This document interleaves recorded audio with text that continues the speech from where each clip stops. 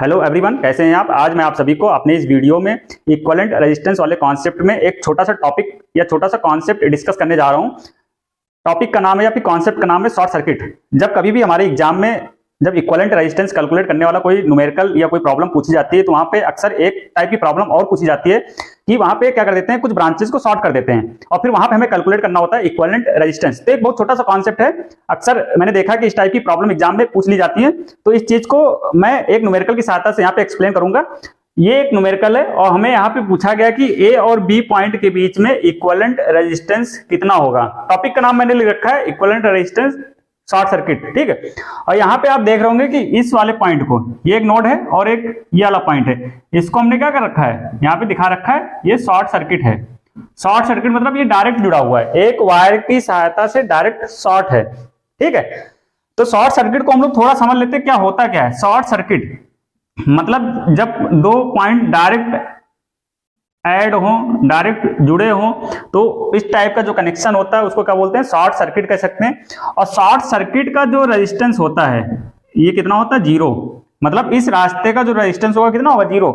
तो इसमें करंट क्या होगी, करंट होगी मैक्सिमम। मैक्सिमम मतलब सारी की सारी करंट इसी रास्ते से होकर के जाएगी। ये एक छोटा सा कॉन्सेप्ट है जो आपको याद रखना है कि जब कभी भी एग्जाम में इस टाइप की कोई प्रॉब्लम आती है, मैं अभी इस पे कई सारी प्रॉब्लम प्रैक्टिस करा दूंगा तो आपको ये कॉन्सेप्ट एकदम अच्छे तरीके से समझ में आ जाएगा। तो इस चीज में आप यहाँ पे देख रहे होंगे ए और ये वाला पॉइंट हमने क्या कर रखा है, एक शॉर्ट कर रखा है और हमें यहाँ से पूछा गया है आर ए बी की वैल्यू। अगर आपको ये वाला कॉन्सेप्ट मान लो नहीं आता होगा तो आप क्या कर सकते हैं भाई, ये दोनों पैरेलल में, फिर इसके साथ सीरीज में, फिर इसके साथ इस सीरीज में, तो वहां से आपका जो आंसर निकलता है वो क्या होता है, गलत निकलता है।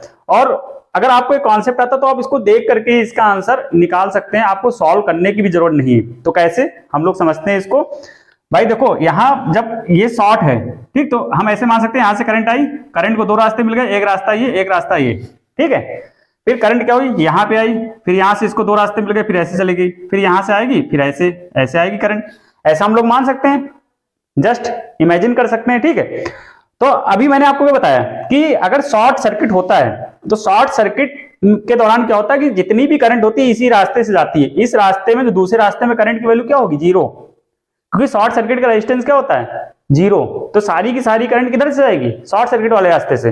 तो इसके जस्ट पैरेलल में जो भी जितनी भी ब्रांच लगी होगी, चाहे जितना बड़ा नेटवर्क हो, वो क्या हो जाएगा, यूजलेस हो जाएगा, रिडंडेंट हो जाएगा। इसको बोलते हैं रिडंडेंट ब्रांच, ठीक है। तो ये पूरा ये आपको जो सर्किट दिख रहा है जो कि इसके साथ पैरेलल में लगा है, ये इसके साथ पैरेलल में है ना, तो इसको क्या बोलेंगे हम लोग, रिडंडेंट,